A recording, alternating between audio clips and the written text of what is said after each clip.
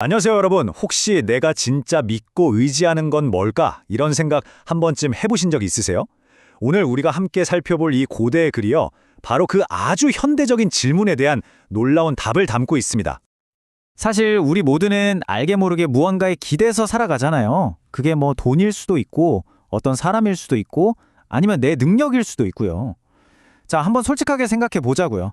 나는 과연 무엇을 진짜로 믿고 있을까요? 바로 이 구절입니다. 시편 146편 3절인데요. 와, 정말 단호하죠?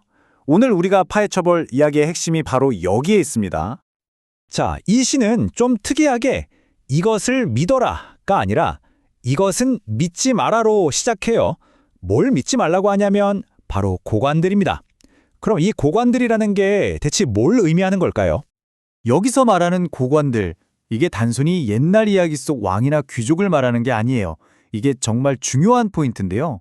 오늘날로 치면 우리가 이것만 있으면 돼 라고 생각하는 모든 것들, 예를 들어 뭐 강력한 리더, 안정적인 돈, 내 사회적 지위, 심지어는 나 자신의 능력까지도 포함되는 아주 넓은 개념인 거죠. 이게 어떤 느낌인지 최근에 어떤 드라마에서 정말 잘 보여줬어요.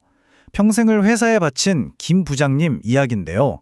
직함, 아파트, 이게 자기 자신이라고 믿고 살았는데 은퇴하는 순간 그 모든 게 사라지면서 나는 누구지? 하는 공허함에 빠지는 거예요. 정말 많은 사람들이 공감했죠. 사실 이런 고민은요, 뭐 어제 오늘의 일이 아닙니다. 역사적으로 봐도 그래요. 예를 들어서 그 유명한 프랑스의 태양왕 루이 14세 있잖아요. 정말 모든 걸 다 가졌던 사람이죠. 그런데 정작 그 왕이 가진 것 하나 없는 양치기를 보면서 저 사람이 나보다 행복하구나 라고 느꼈다는 일화는 아주 유명하죠. 그러니까 시편이 경고하는 건 바로 이겁니다. 우리가 믿는 그 고관들, 즉 사람이나 세상의 시스템은 겉보기엔 굉장히 강력하고 믿음직스러워 보이지만 실상은 그렇지 않다는 거예요. 숨이 멎으면 흙으로 돌아가고 그가 세웠던 모든 계획도 그날로 끝이라는 거죠. 정말 냉정할 정도로 현실적이지 않나요? 자, 그런데 여기서 이야기가 끝나면 너무 절망적이겠죠? 다행히도 이 시편은 경고에서 멈추지 않습니다. 이건 믿지 마 라고 말한 뒤에 하지만 진짜 믿을 만한 희망이 있어 라고 우리를 다른 곳으로 안내합니다. 바로 이 구절이에요. 여기서 복이 있다는 말은 그냥 운이 좋다는 뜻이 아니라 진짜 행복한 사람이라는 의미거든요.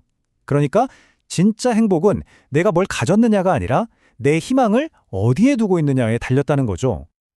그리고 이건 그냥 그렇게 믿으면 좋겠네 하는 막연한 생각이 아니에요. 시편 기자는 아예 선언을 해버립니다. 내가 평생토록 주님을 찬양하겠다. 이건 뭐랄까, 한번 해보고 아니면 말고가 아니라 내 인생 전체를 건 약속, 아주 깊은 신뢰의 표현인 거죠. 그럼 이런 질문이 생기죠.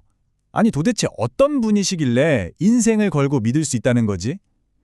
시편은 여기에 대해서 아주 구체적으로 답을 줍니다. 하나님이 어떤 분인지 설명할 때 그분의 행동을 통해서 보여줘요. 가장 먼저 그 스케일부터가 다릅니다. 이분은 바로 하늘과 땅과 바다, 즉 온 세상을 만드신 창조주라는 거예요. 모든 것의 시작점이시죠. 그리고 그 창조주께서 어떤 일을 하시는지 보세요. 억울한 사람 편에 서주시고 굶주린 사람에게 먹을 걸 주시고 갇힌 사람을 풀어주시고 눈먼 사람, 넘어진 사람, 나그네, 고아, 과부 이 목록을 쭉 보면 한 가지 공통점이 보이지 않나요? 바로 세상에 가장 약하고 소외된 사람들에게 하나님의 시선이 머물러 있다는 겁니다. 이게 바로 하나님이 어떤 분이신지를 보여주는 거죠. 자, 여기까지 시편 146편이 어떤 내용인지 쭉 살펴봤는데요. 좋은 말이네 하고 끝나면 너무 아쉽잖아요. 그래서 이런 깊이 있는 글을 어떻게 내 삶으로 가져올 수 있는지 아주 실용적인 방법을 하나 소개해 드릴게요. 바로 귀납적 성경 공부라는 방법인데요. 이름은 좀 어려워 보이지만 사실은 아주 간단한 4가지 질문으로 이루어져 있어요. 첫째, 관찰. 본문이 뭐라고 말하는가? 둘째, 해석. 이게 무슨 뜻인가? 셋째, 느낌. 나 자신을 돌아보게 하는가? 그리고 넷째, 적용. 그래서 나는 뭘 할 것인가? 첫 번째, 관찰은요, 말 그대로 있는 그대로 보는 거예요. 내 생각이나 해석을 일단 다 빼고 본문에 뭐라고 쓰여 있지? 누가 나오고 무슨 일이 일어나지? 이렇게 팩트만 딱 체크하는 단계입니다. 그 다음이 해석 단계인데요. 이제 이게 무슨 뜻일까 하고 의미를 파헤치는 거죠. 예를 들어 시편 146편이라면 이건 결국 유한한 인간의 힘과 영원하신 하나님의 신실함을 대조해서 보여주는 거구나 하는 핵심 메시지를 찾아내는 겁니다. 세 번째 단계인 느낌은 이 말씀을 거울 삼아서 나를 비춰보는 시간이에요. 가장 개인적인 단계죠. 시편 146편을 읽었다면 가만히 있어봐. 그럼 지금 내가 의지하고 있는 고관은 뭐지? 내 통장인가? 내 경력인가? 이렇게 나에게 질문을 던져보는 거예요. 그리고 마지막, 가장 중요한 적용입니다. 그래서 이제 뭘 할 거냐 하는 거죠.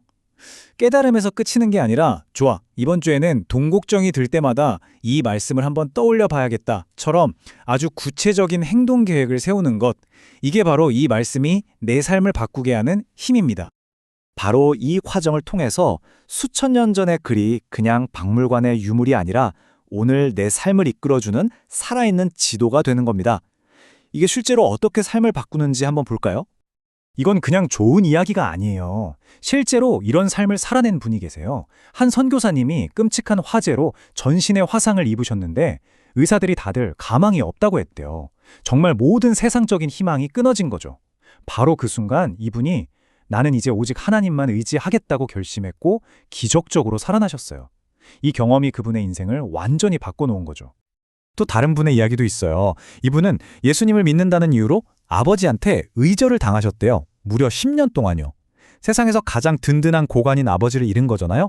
그런데 그 10년 동안 하나님 한 분만 붙들었더니 나중에는 결국 그 아버지를 포함해서 온 가족이 다 믿게 되는 놀라운 일이 일어났다고 합니다.